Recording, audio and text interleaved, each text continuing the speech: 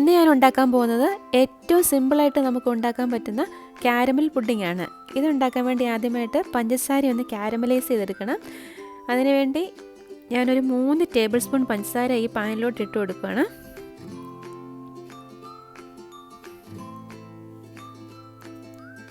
എന്നിട്ട് അതിലോട്ട് ഒരു ടേബിൾ സ്പൂൺ വെള്ളവും കൂടെ ഒഴിച്ചു കൊടുക്കാം.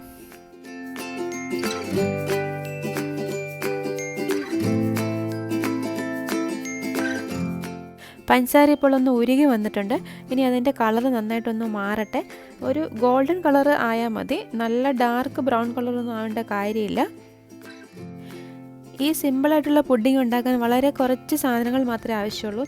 നമ്മുടെ വീടുകളിലൊക്കെ എപ്പോഴും കാണുന്ന മുട്ടയും പഞ്ചസാരയും അതുപോലെ പാലും മാത്രം മതി ഇതിന്. പിന്നെ നമ്മളല്പം വൈൻ ലൈസൻസും കൂടി ഇതിൽ ചേർക്കുന്നുണ്ട് ഒരു ഫ്ലേവറിന് വേണ്ടി. ഇപ്പോൾ ഇതിൻ്റെ കളറൊക്കെ ഒന്ന് മാറി നല്ലൊരു ഗോൾഡൻ കളറായി വന്നിട്ടുണ്ട്. ഈ ഒരു സ്റ്റേജിൽ ഇനിയിപ്പം ഫ്ലെയിം ഓഫാക്കാം. എന്നിട്ട് ഇത് ചൂടോടുകൂടി തന്നെ നമ്മളിപ്പോൾ ഏത് പാത്രത്തിലാണോ പുഡിങ് സെറ്റ് ചെയ്യാൻ വെക്കുന്നത് അതിലോട്ടൊന്ന് ഒഴിച്ചു കൊടുക്കണം. ഞാൻ ഇപ്പോൾ ഒരു ഗ്ലാസിൻ്റെ പാത്രമാണ് എടുത്തിരിക്കുന്നത്. എന്നിട്ട് അതിലോട്ട് അല്പം നെയ്മയും പുരട്ടി ഞാൻ വെച്ചിട്ടുണ്ട്. അങ്ങനെ നമ്മൾ പുരട്ടി വെക്കുകയാണെങ്കിൽ നമുക്ക് പുഡിങ് പെട്ടെന്ന് ഈസിയായിട്ട് തന്നെ അത് ഫ്ലിപ്പ് ചെയ്തെടുക്കാൻ പറ്റും. ഇനി ഈ പാത്രത്തിലോട്ട് ഈ കാരമൽ സിറപ്പ് ഒഴിച്ചു കൊടുക്കാം. ഈ ഒരു കളറാകേണ്ട കാര്യമുള്ളൂ. ഒത്തിരി ഡാർക്ക് കളറായാൽ നമ്മുടെ പുഡിങ്ങിന് ഒരു ചെറിയ കയ്പ്പൊക്കെ വരാൻ ചാൻസ് ഉണ്ട്. ഇനി ഇതൊന്ന് തണുക്കാൻ വെക്കാം.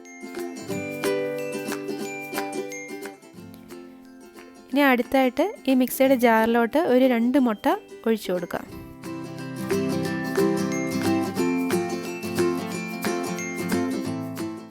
ഇനി അടുത്തായിട്ട് ഇതിലോട്ട് മധുരത്തിന് ആവശ്യത്തിന് പഞ്ചസാര ചേർത്ത് കൊടുക്കാം. ഞാനൊരു 3 ടേബിൾ സ്പൂൺ പഞ്ചസാരയാണ് ചേർത്ത് കൊടുക്കുന്നത്.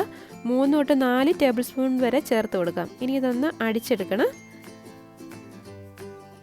ഒത്തിരി അടിയേണ്ട കാര്യമൊന്നുമില്ല. ജസ്റ്റ് ആ പഞ്ചസാരയൊക്കെ ഒന്ന് മെൽറ്റായി അതുപോലെ മുട്ടയൊക്കെ ഒന്ന് ബീറ്റായാൽ മാത്രം മതി. ഇനി ഇതിലോട്ട് അടുത്തായിട്ട് പാല് ചേർത്ത് കൊടുക്കാം. ഞാനിവിടെ 250 ml പാലാണ് ഇതിലോട്ട് ചേർത്ത് കൊടുക്കുന്നത്, അല്ലെങ്കിൽ 1 കപ്പ് പാല്.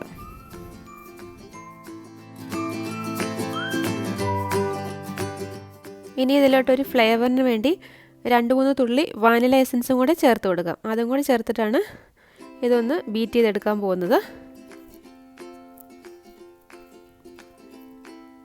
ഇനി ഇത് ഒന്ന് ബീറ്റ് ചെയ്തുകൊണ്ട് വരാം.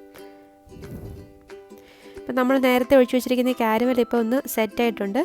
ഇതിൻ്റെ മുകളിലോട്ട് ഇനി നമ്മൾ ബീറ്റ് ചെയ്ത് വെച്ചിരിക്കുന്ന മുട്ടയും പാലും വാനില എസൻസും പഞ്ചസാരയും കൂടി ചേർന്ന് ആ മിശ്രിതം ഒഴിച്ചു കൊടുക്കാം.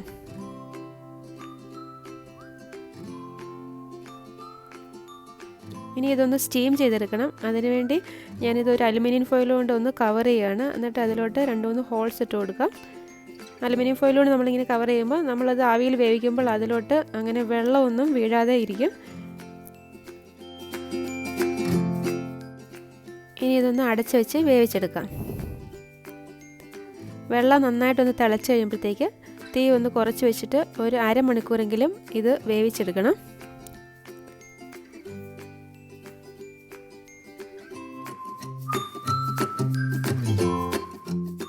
ഇപ്പോൾ അരമണിക്കൂർ കഴിഞ്ഞിട്ടുണ്ട്. ഇനിയും പാത്രം ഒന്ന് തുറന്ന് നോക്കാം.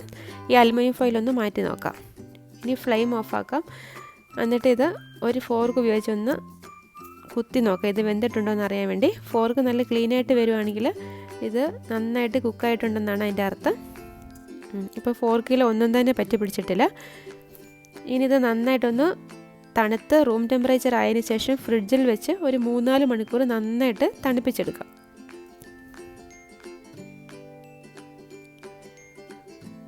ഇതിപ്പോൾ ഞാനൊരു 4 മണിക്കൂർ ഫ്രിഡ്ജിൽ വെച്ച് തണുപ്പിച്ചതിന് ശേഷം പുറത്തോട്ട് എടുത്തിരിക്കുകയാണ്. ഇനി ഒരു കത്തി ഉപയോഗിച്ച് അതിൻ്റെ സൈഡൊക്കെ ഒന്ന് വിടിയിച്ച് കൊടുക്കാം. അതിനുശേഷം ഇതൊരു പാത്രത്തിലേക്ക് നമുക്കൊന്ന് തിരിച്ചിടാം.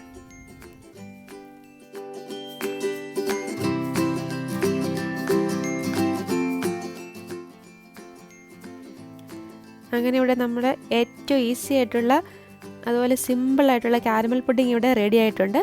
നല്ല സോഫ്റ്റാണ് ഈ പുഡിങ്. ഇതിപ്പോൾ ഞാനിപ്പോൾ 250 ml പാലിന് 2 മുട്ട മാത്രമാണ് ചേർത്തിരിക്കുന്നത്. അതുപോലെ ഇത് ഒരു പാത്രത്തിൽ ഒഴിക്കാതെ വേണമെങ്കിൽ നമുക്ക് 2-3 ചെറിയ പാത്രങ്ങളിലായിട്ട് ഒഴിച്ചിത് വേണമെങ്കിൽ സെറ്റ് ചെയ്ത് ഇങ്ങനെ സ്റ്റീം ചെയ്തെടുക്കാവുന്നതാണ്. പിന്നെ കൂടുതൽ അളവിൽ ഉണ്ടാക്കണമെങ്കിൽ ഇതിൻ്റെ അളവ് കൂട്ടിയെടുത്താൽ മതി. ഇപ്പം 250 ml പാലിന് പകരം 500 ml പാലും അതിനനുസരിച്ച് പഞ്ചസാരയുടെ അളവും മുട്ടയുടെ അളവൊക്കെ കൂട്ടിയെടുക്കണം. ഇതിൻ്റെ വീഡിയോ നിങ്ങൾക്ക് ഇഷ്ടമായെങ്കിൽ ലൈക്ക് ചെയ്യാൻ മറക്കരുത്. അതുപോലെ ഹന്നാസ് റെസിപ്പീസ് ഇതുവരെ സബ്സ്ക്രൈബ് ചെയ്തിട്ടില്ലെങ്കിൽ സബ്സ്ക്രൈബ് ചെയ്യാനും മറക്കരുത്. വീണ്ടും അടുത്ത വീഡിയോയിൽ കാണാം. Thanks for watching Hanna's recipes.